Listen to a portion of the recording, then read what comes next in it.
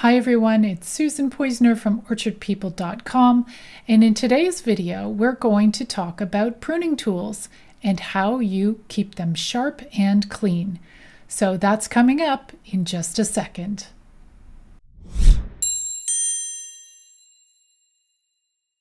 So in a previous video we talked about how you choose the appropriate pruning tools for your fruit tree pruning tasks.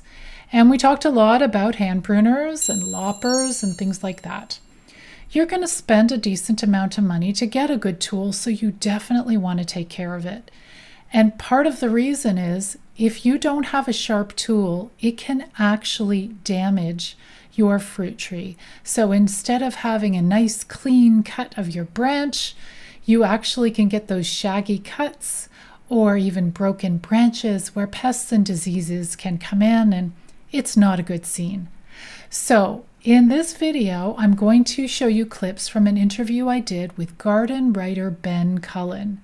So I asked Ben what's involved in maintaining pruning tools properly. Okay, well, first and foremost, it's probably about keeping it clean and sterile, right? So historically, people have used bleach. Right. We don't. I've heard it's not good that it can corrode the tool. It can corrode the tool, yeah, especially the aluminum handles, apparently. But it's not good for the metal. You really have to watch the concentration of bleach that you're using. Okay. So I noticed that you've got some alcohol here. Super convenient. So when you're pruning your fruit tree and you're going from tree to tree, let's say you finished one beautiful tree, an apple tree, and you want to make sure not to spread any disease to the next tree. Yeah. I personally just spray some of this on the blade and then use a clean rag to wipe it off. That's exactly what you should be doing to sterilize. It's okay. Perfect. You want to protect it from corrosion as well, right? So you can oil them preventatively to do that. Now, I have a 3-in-1 house. Look how old that can is. See how? Yes. See the layer?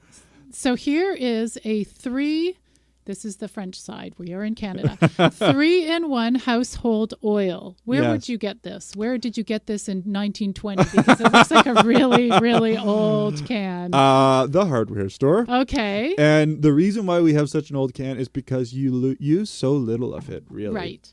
You just use a drop, and you don't want any residue on the blade. Now, before you even oil your tool, you need to clean it and you need to sharpen it. And that can be the tricky part. So here are some key tools that you will need to sharpen your pruning tool. So one thing that I really enjoy is this diamond sharpener, a diamond file. This is a Felco product, and I really like this diamond sharpener. It works so well on my tools. Ben is also going to talk about this Carbide tool, which also has a sharpener in it.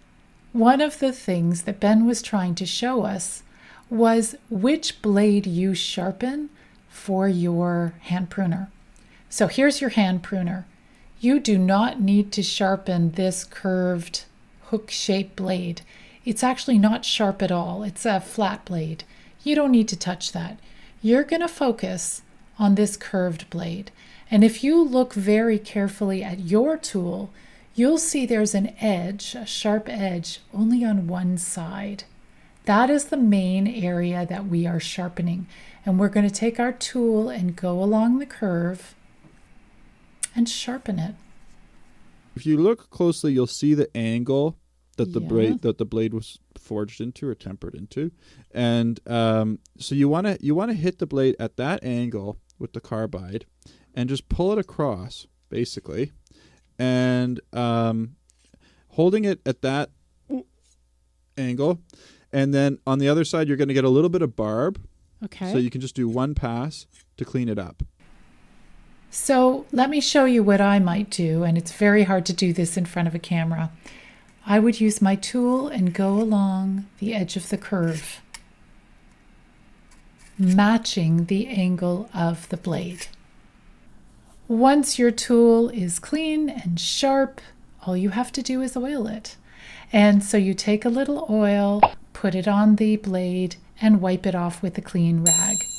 Now, if the mechanism is really sticky, one alternative is to use WD-40 if it's something that you have around. I use it for doors that creak and stuff like that. So I have it. So I will also take that to the park and I will use that on the mechanisms, just to make sure that the actual pruning tool is moving pretty well.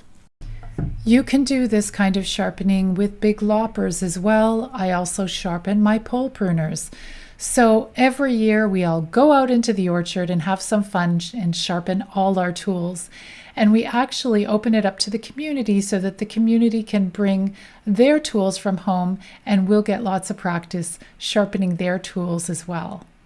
It was absolutely so fun to have Ben Cullen on the show, and I hope that this video has helped you a little bit to understand how to sharpen your tools.